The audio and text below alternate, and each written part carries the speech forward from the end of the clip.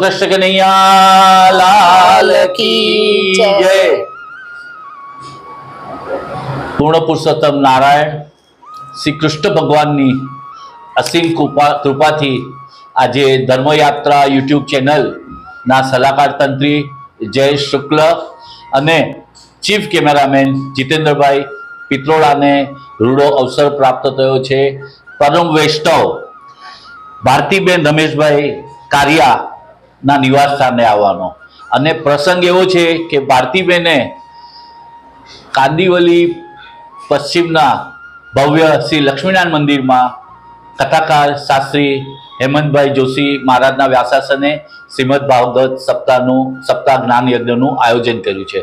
તો આવો આપણે આ ભાગવત સપ્તાહ જ્ઞાન યજ્ઞ વિશે માહિતી મેળવવા માટે ભારતીબેનને મળીએ।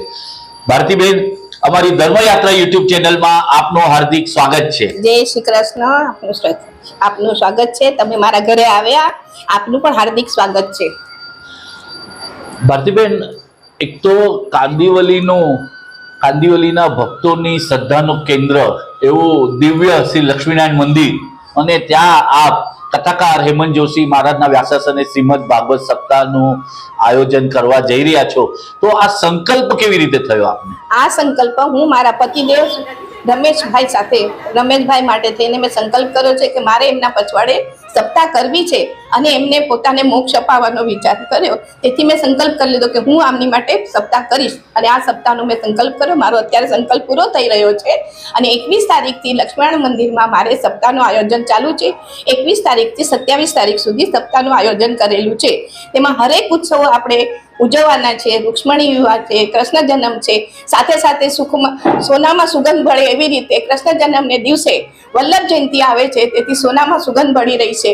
પછી ગોવર્ધન પૂજાનો ઉત્સવ છે, ત્યારે માળા પેરામણી રાખી છે, ત્યારે જે શ્રી શરદ બાવા પધારવાના છે, અને તેથી એના પછીનો રૂક્ષ્મણી વિવાહનો પ્રસંગ આપણે કરેલો છે, એ ઉત્સવ ઉજવવાનો છે। તેથી ખૂબ જ સરસ રીતે આ પ્રયોજન થયું રહ્યું છે, અને ઠાકોરજી કરાવે છે અને અમે કરીએ છીએ। અમે મારી નિમિત્ત માત્ર બન્યા છે। ઠાકોરજીની ઈચ્છાથી અમે આ બધું કરી રહ્યા છીએ। ભારતીબેન, તમે બહુ સુંદર માહિતી કે ઠાકોરજી કરાવી રહ્યા છે અને ઠાકોરજી આપણને નિમિત્ત બનાવ્યા છે, પણ ભારતીબેન, શ્રીમદ ભાગવત સપ્તાહનું આયોજન કરવું એ સરળ કાર્ય નથી। તો આપના પરિવારમાંથી આ જ્ઞાન યજ્ઞ દરમિયાન કોણ કોણ સહભાગી થશે, કોણ કોણ હાજર રહેશે? અમારા આ પરિવાર તરફથી પહેલા તો મારી 3 દીકરીઓ, ચિરંજીવ અમિતીબેન પારેખ જે ડોક્ટર છે, હાલમાં ડાયાબિટીસના છે, પટેલ નગરમાં એમનું દવાખાનું છે। બીજા નંબરના છે અંકિતા અમીશ મીરાણી, તે સેન્ટ ફ્રાન્સિસ બોરીવલી એન્જિનિયરિંગ કોલેજમાં પ્રોફેસર છે। ત્રીજા નંબરની દીકરી છે શ્વેતા અંકુર પટેલ, તે વલસાડ રહે છે અને પોતે ચાર્ટર્ડ એકાઉન્ટન્ટ છે પ્રોફેશનલી। બધા 3 છોકરીઓ મારી પ્રોફેશનલ છે અને એ લોકોનો ખૂબ જ સાથ સહકાર છે, તેથી હું પ્રયત્ન કરી રહું છું। તે પ્રમાણે મારા કુટુંબમાં મારા દિયરો, મારી દેરાણીઓ, મારી નણંદો અને ભત્રીજાઓ બધા મને સાથ સહકાર આપે છે અને મને મારું કાર્ય પૂરું કરવામાં સરસ રીતે પાર પાડી રહ્યા છે એ લોકો। ભારતીબેન, આપણે જે રાજ્યમાં રહી રહ્યા છે, મહારાષ્ટ્રમાં આપણે રહીએ છીએ અત્યારના, અને મહારાષ્ટ્રમાં એક સુંદર કહેવત છે, મૂલગી શીખલી પ્રગતિ ચાલે। માં જ્યારે શિક્ષિત હોય, તમે જુઓ તમારી 3 દીકરીઓને ભણાવી ગણાવીને તમે આટલા ઉચ્ચ સ્થાને પહોંચાડી, તો તમે પોતે શિક્ષિકા રહી ચૂક્યા છો, તો તમને ખૂબ ખૂબ અભિનંદન છે। અને તમે આ 3 દીકરીઓને ભણાવી અને તમારી જે હવે પછીની પેઢી આવશે એ લોકો કરતા પણ વધારે ભણશે, તો એના માટે તમને ખૂબ ખૂબ અભિનંદન છે। આભાર તમારો અભિનંદન આપવા બદલ। અને એકચ્યુઅલી અમારે તો છે ને એમ જ છે કે મારી મમ્મી પોતે પ્રિન્સિપલ હતા સ્કૂલમાં, એનાથી મારી પાસે આવ્યું ને મારાથી મારી છોકરીઓ પાસે ગયું છે। કહેવાય છે ને કે કુવામાં હોય તો અવાડામાં આવે, મોરના ઈંડાને ચિત્રામણની જરૂર નથી, એવી જ રીતે આગળ ને આગળ જાતું રહે ને એમના છોકરાઓ બી આવી રીતે સરસ આગળ ભણતા રહીએ અને નામ કમાવે મા બાપ। અને તમે કથાકાર શાસ્ત્રી પૂજ્ય હેમંત જોશી મહારાજના વ્યાસાસને આ બીજી વખત કથા કરી રહ્યા છો, બરાબર? તો તમારે કથાકાર હેમંત જોશી મહારાજ સાથે ઘણા વર્ષોથી તમારે એમની સાથે આત્મીયતા છે? વર્ષોથી અમારે એમની સાથે આત્મીયતા છે, અને તેથી જ અમે પાછા એમને કથાએ બેસવાનું, વ્યાસપીઠ પર બેસવાનું કીધેલું છે અને કીધું કે નહીં, તમે આગ્રહ રાખ્યો કે નહીં તમે જ અમારી સામે કથા વાંચો, તેથી અમને સારું પડશે. એમને બીજા કરતા તો હેમંતભાઈ જોશી ઉપર જ સારો એવો કે સારી રીતે કથા સંભળાવશે અને બધાને કથાનું સંગીતમય શૈલીમાં એ રસપાન કરાવશે. ભારતીબેન, ખૂબ ખૂબ આભાર. અને તમે તમારી આ આપણે જે તમે કહ્યું એમ ભગવાન આપણને નિમિત્ત બનાવીને આપણી પાસે કાર્ય કરાવે છે. આપની આ શ્રીમદ ભાગવત સપ્તાહ જ્ઞાન યજ્ઞ આપના જીવનનું એક અનમોલ સંભારણું બની રહે અને આપ અને આપની ત્રણેય દીકરી અને આપની આવનારી પેઢીઓ પણ આ પ્રસંગને યાદ કરીને ધન્યતા અનુભવે એવી સફળતા આ શ્રીમદ ભાગવત સપ્તાહ જ્ઞાન યજ્ઞને થાય એવી અમારા ધર્મયાત્રા યુટ્યુબ ચેનલ તરફથી આપને મંગળ શુભકામના. આપને ખૂબ ખૂબ આભાર, તમારો ખૂબ ખૂબ આભાર. તમે આવ્યા, ઇન્ટરવ્યુ લીધો, અમને લોકોને ખૂબ સારી એવી સરસ રીતે તમે બધી વાત કરી અને તમે કર્યું એના બદલ તમારો બધાનો આપણ યુટ્યુબ ચેનલનો તમારો આભાર માનીએ છીએ અમે.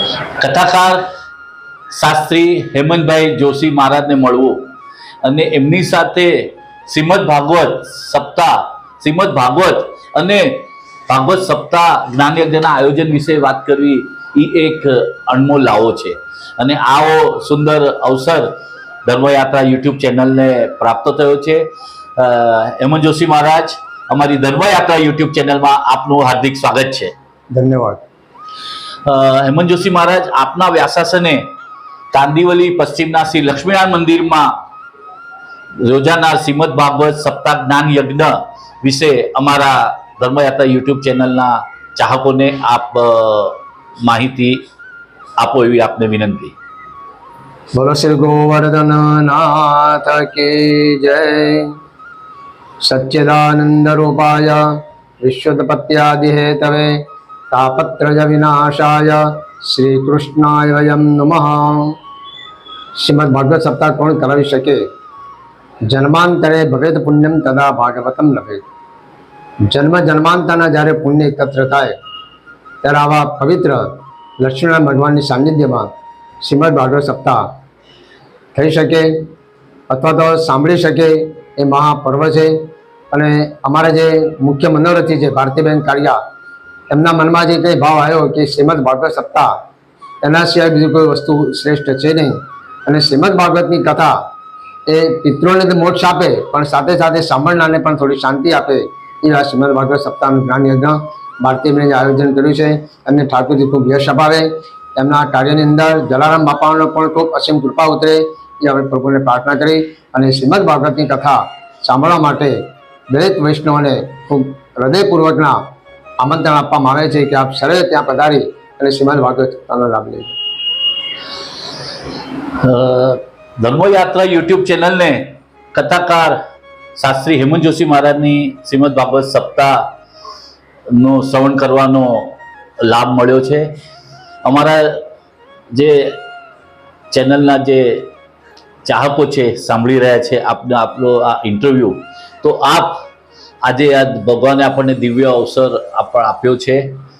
તો આપણે પરમ વૈષ્ણવ ભારતીબેનને નિવાસસ્થાને છીએ, તો આપ કૃષ્ણ ભગવાનનું એક કોઈ પણ ભજનની 2 પંક્તિઓ અમારા ચાહકોને સંભળાવો એવી આપને પ્રાર્થના.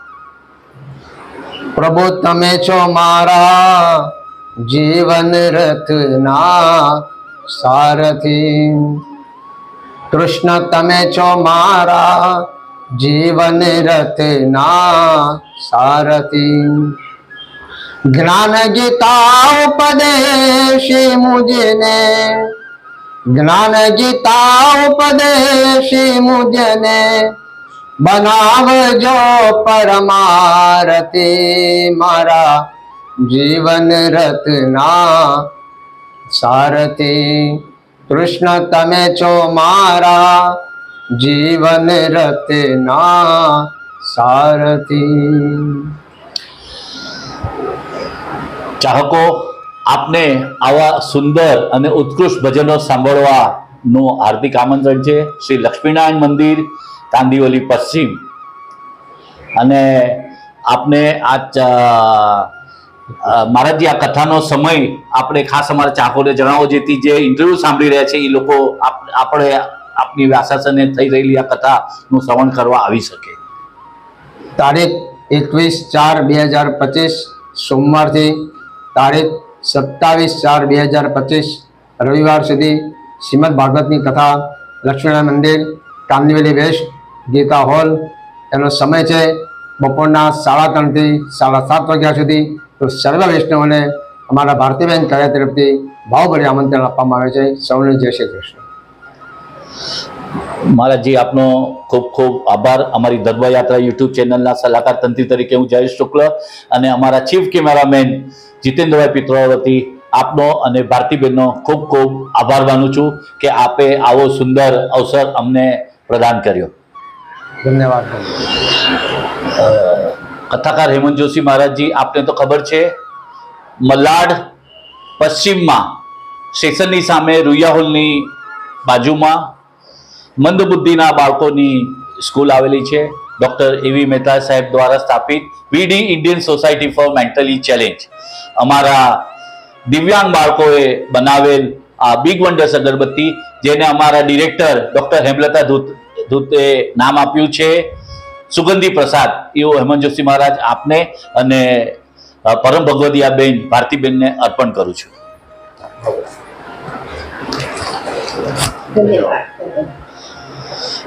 સૌને જય શ્રી કૃષ્ણ.